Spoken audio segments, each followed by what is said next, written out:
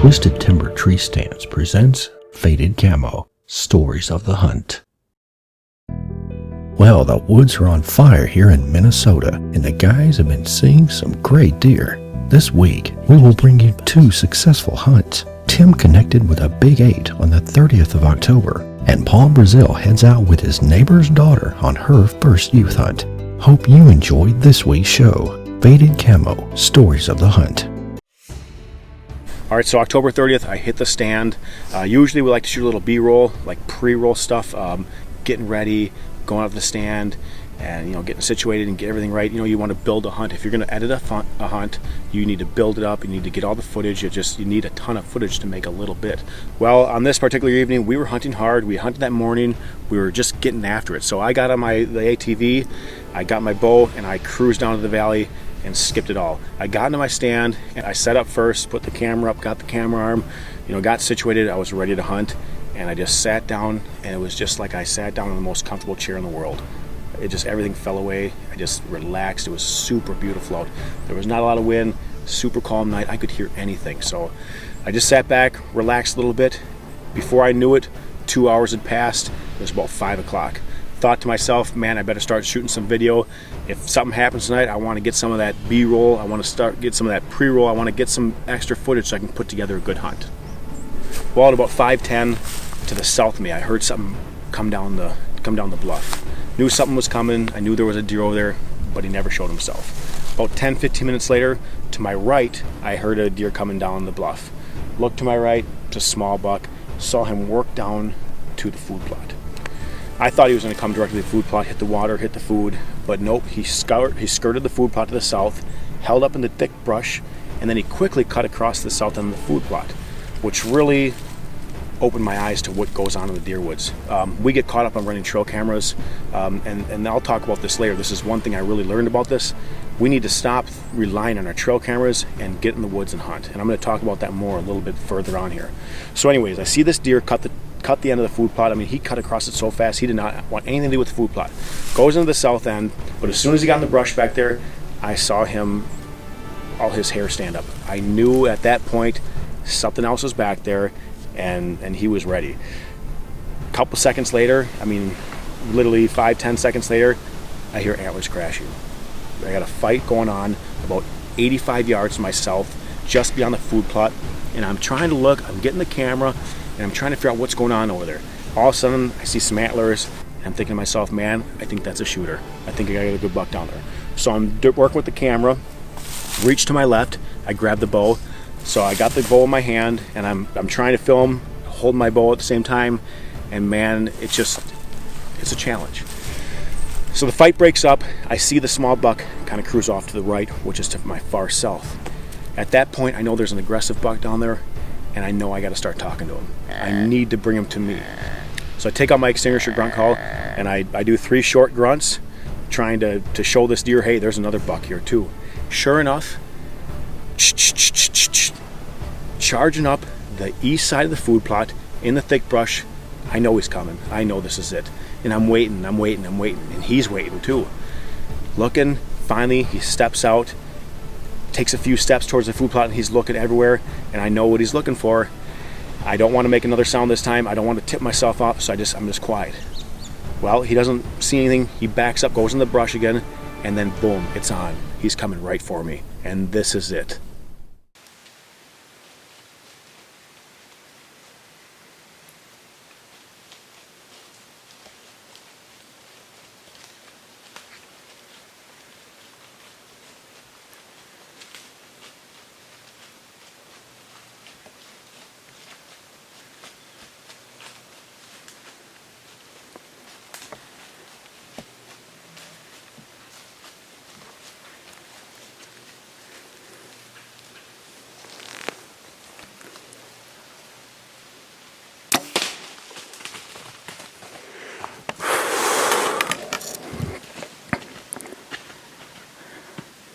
As soon as that arrow hit him, I knew it was over. It was a 12-yard shot, a chip shot, right through him.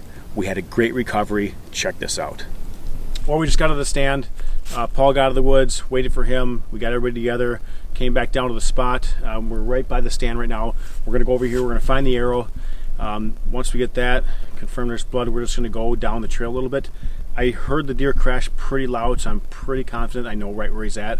So we're not gonna try to do the blood trail or anything like that. We're just gonna try to walk down this trail a little bit, and then we're gonna head up in the woods where I think he crashed. I know the spot, so we're gonna head there right now. But let's get the arrow first. All right, here it is. Yeah, complete pass through. Like I said, I watched the video after I shot the deer, and it went straight through, and I didn't doubt it at all. So it was a good shot. Now we're gonna go to the area where I thought he crashed, and hopefully we'll find the deer. It's a kind of a steep bank here, so be careful getting down. Okay, I'm gonna try to get down here.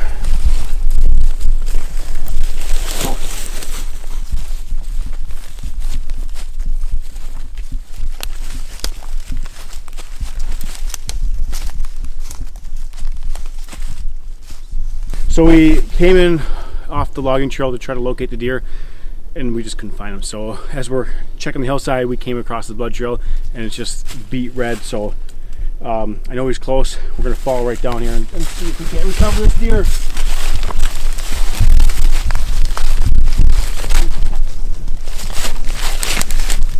the easiest blood trail I've ever had. Turn on to you.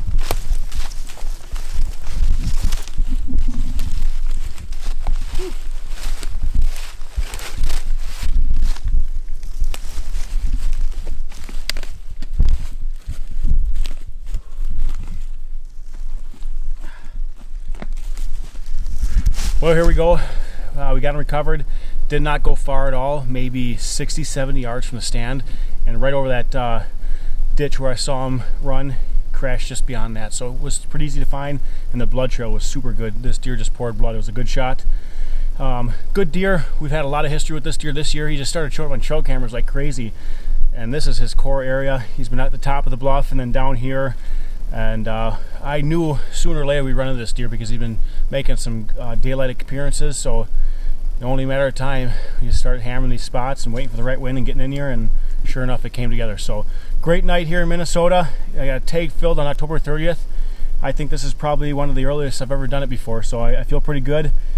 Good news for Paul. He's got a full-time cameraman now, so I've officially got the job, which I can't wait to get in the woods. I'd hate to be done hunting. There's so much more left. The rut is just about to get kicking. We've had some good reports here. A buddy of ours got a good deer down tonight, but we're actually going to go help him recover it after this. The deer were on their feet tonight. That barometer was up, and the rut is just right. It's just raring to go. I mean, these deer are moving, so it was just a good night overall. Minnesota, I love it. So we're going to close out here, clean this deer up, and that's a wrap.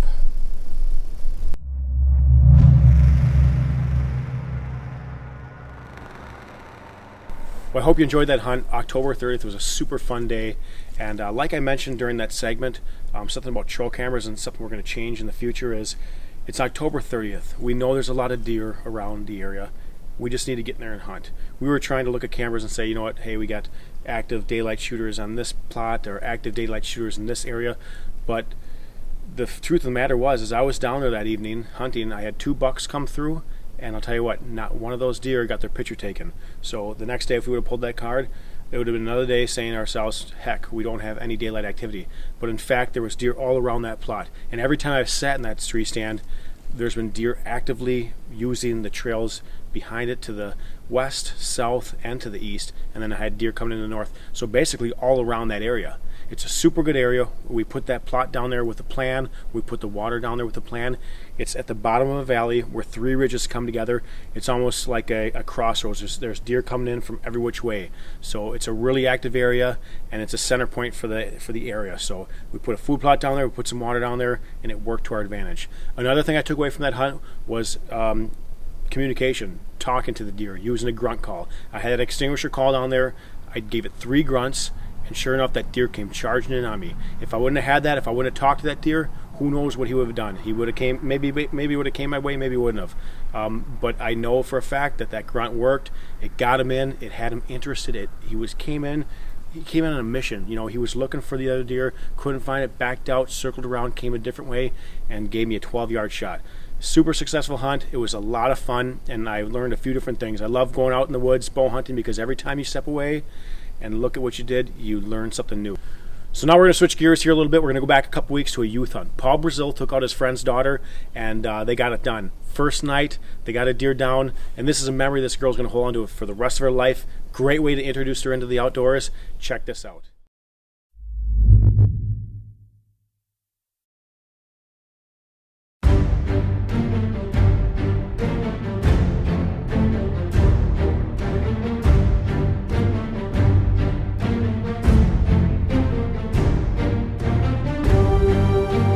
It is October 20th, and it's the Minnesota youth hunt. And I'm sitting out here tonight with Julia. This is her first time hunting. She has not ever gone hunting. It's one thing people should do is take kids out hunting, give them that experience, and show them, mentor them, teach them how to cross the fences, all that kind of stuff. Today, I'm sitting over on Julia's farm. Her dad, Chris, owns the farm, and he's real busy chopping corn and taking care of the farm stuff that I said I'd come and take Julia out, and we're pretty excited, aren't we, Julia? Yeah. She wants to get a big buck, she says, so we're gonna hope that we get a big buck. But you know what, if one of those other ones come through, I don't know if he's pretty safe or not. I think you probably shoot him, won't you? Yeah, there's no safe deer. So it's just a beautiful setting here. We're set up along a pasture with a tree line that goes up where Chris is doing his farm, and all his corn and everything is up towards our right. These deer have to travel through this pinch point here to get out to the corn to feed at night. And we have Julia set up here. As you can hear behind us, you can hear the highway.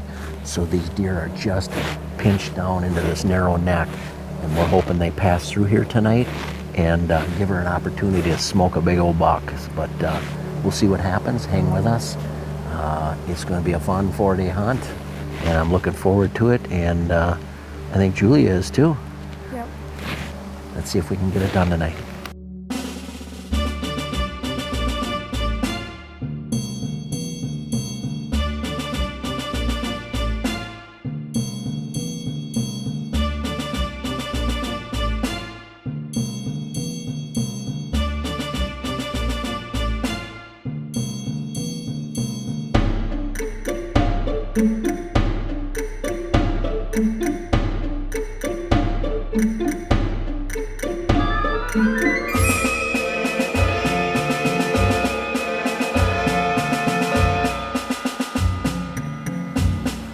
Oh, there's a bigger one.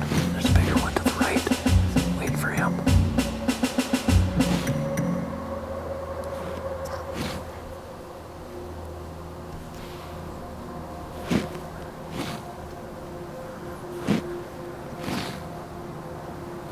Ma'am. Got him. Got him.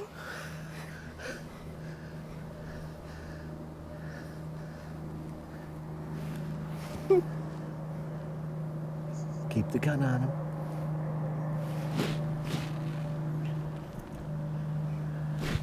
You dropped him. Nice job. You got your first deer on your first sit.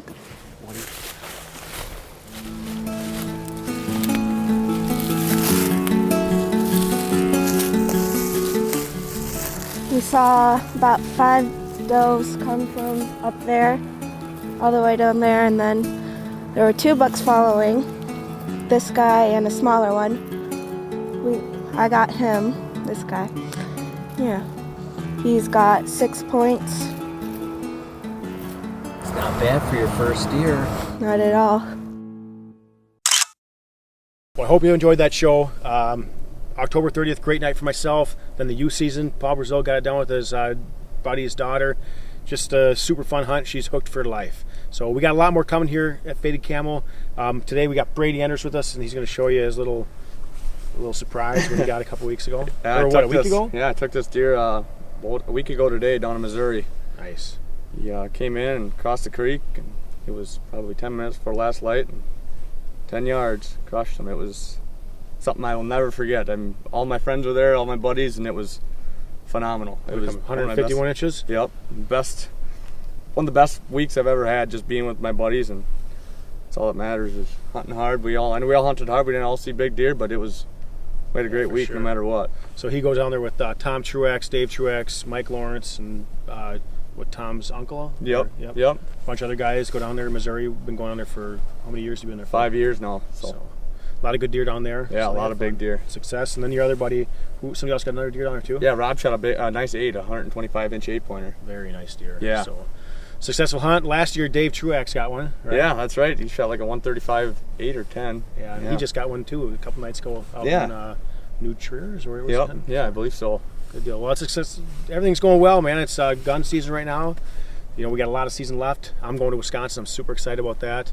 And the rest of the guys are just hunting hard, and hopefully we'll get some deer down for you here. So hope you enjoyed this week's show. We'll be back in a couple weeks, and that'll do it.